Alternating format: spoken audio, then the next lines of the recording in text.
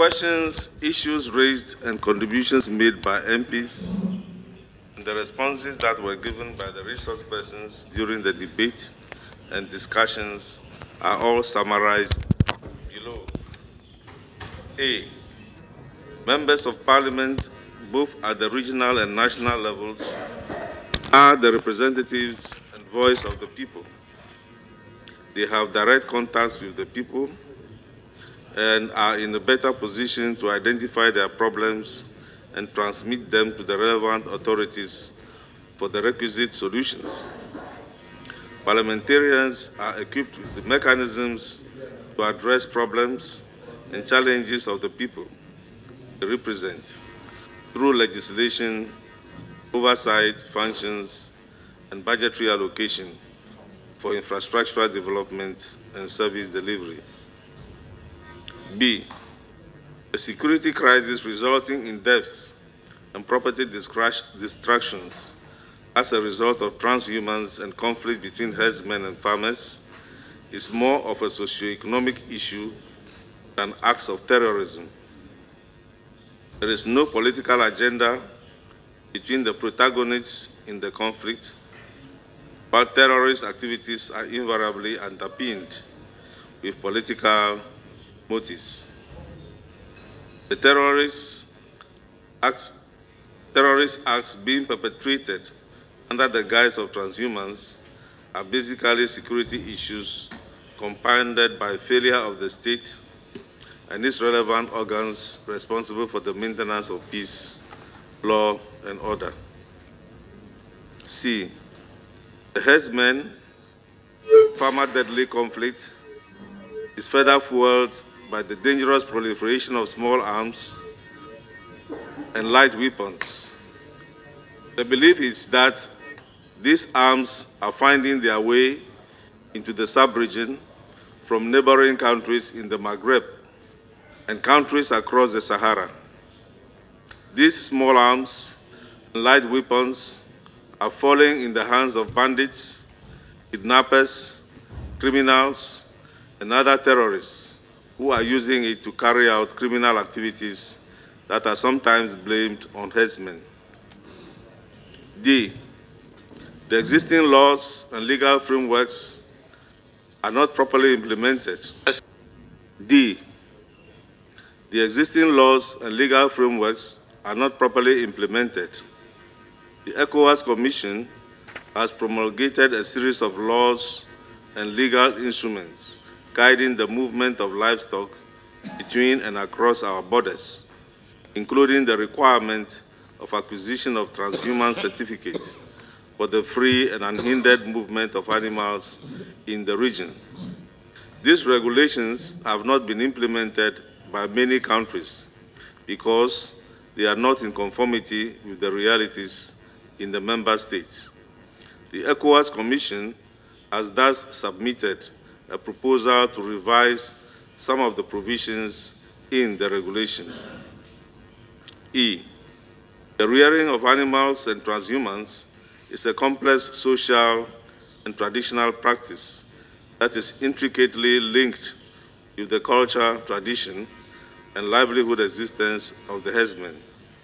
The practice requires unhindered access to vast areas of land with pasture and sources of water for the animals, but with rapid degradation of previously fertile land through effects of climate change and population growth, as well as urbanization in most of our countries. There is limited land available for free movement and grazing of animals. There is therefore the need for the modernization of agriculture generally, and livestock rearing in particular.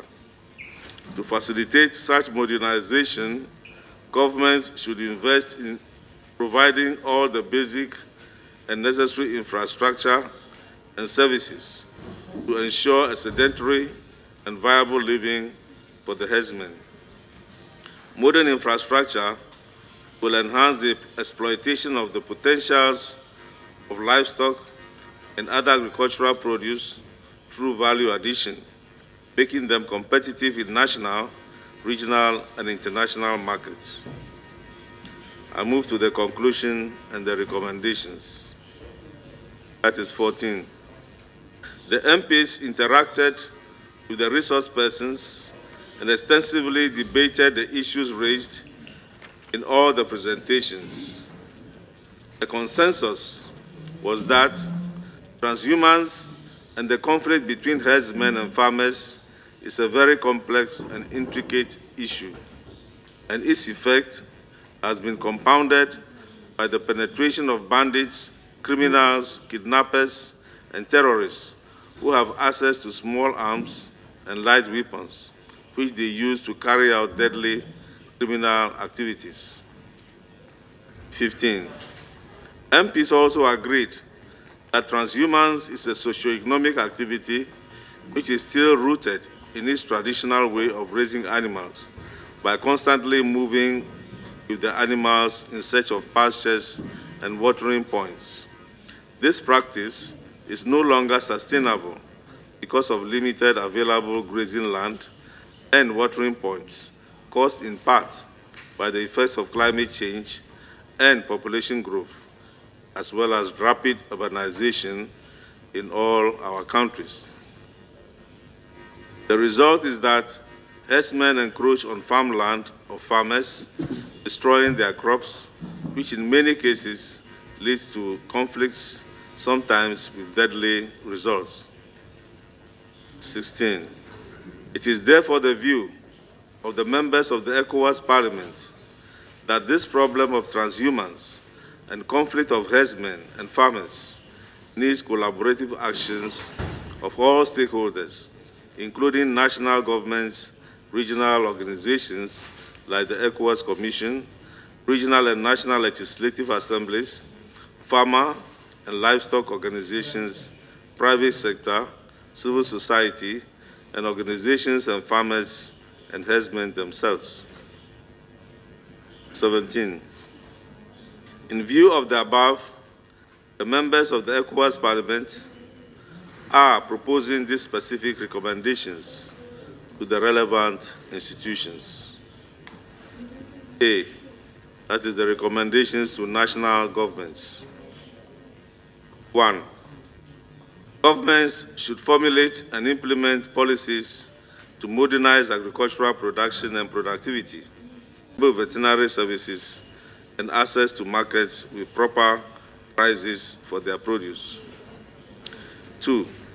Governments should build and provide the necessary infrastructure like good motorable roads, schools, and learning institutions, hospitals, and other health facilities, and related industries for processing of herdsmen and farmers' produce, adding value to them to ensure their competitiveness in markets.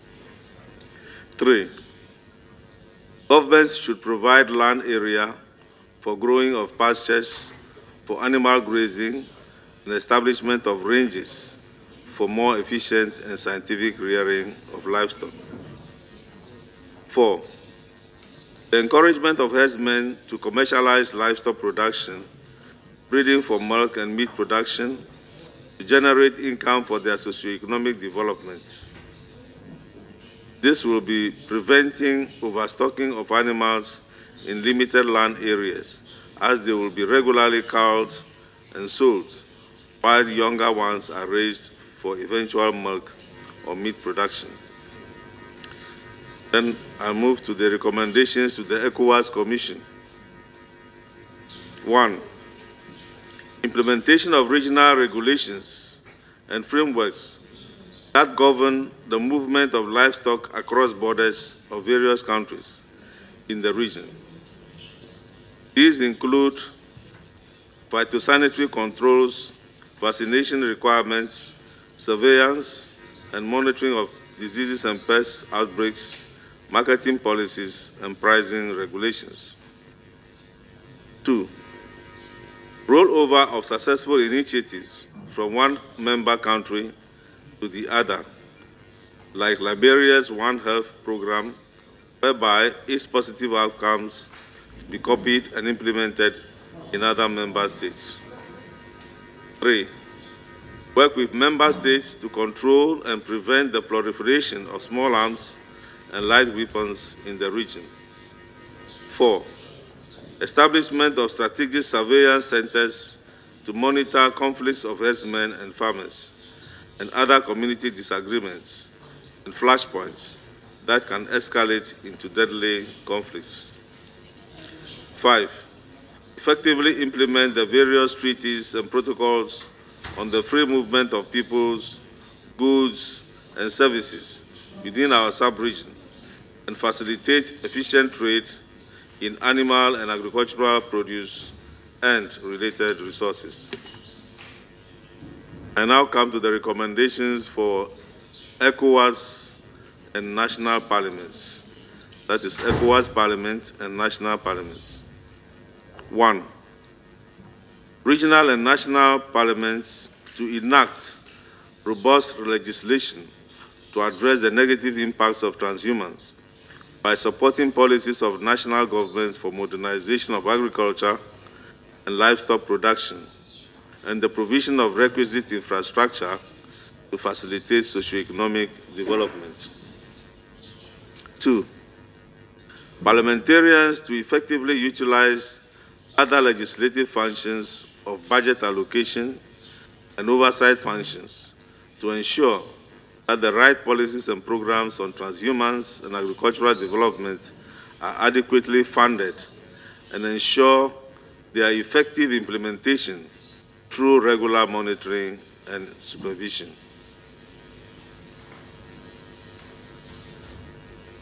I think the numbering is problematic. We now have to go to 3, but it's 4 there. So I think we can correct that later.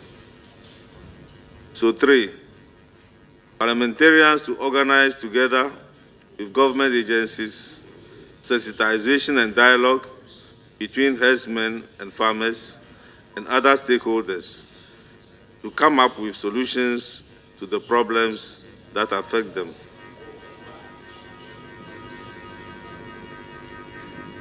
4, at the level of the ECOWAS Parliament, clear guidelines should be given to member delegations to include information on transhumance and implementation of regulations on livestock policies and other agriculture-related data in their country's reports.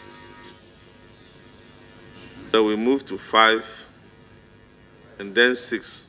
My understanding is that 5 and 6 were not included in the other translations, but will be done later. In the English version, we have a 5, which reads as follows. That becomes 5, because if you see the numbering, yes, it's not. there is a jump.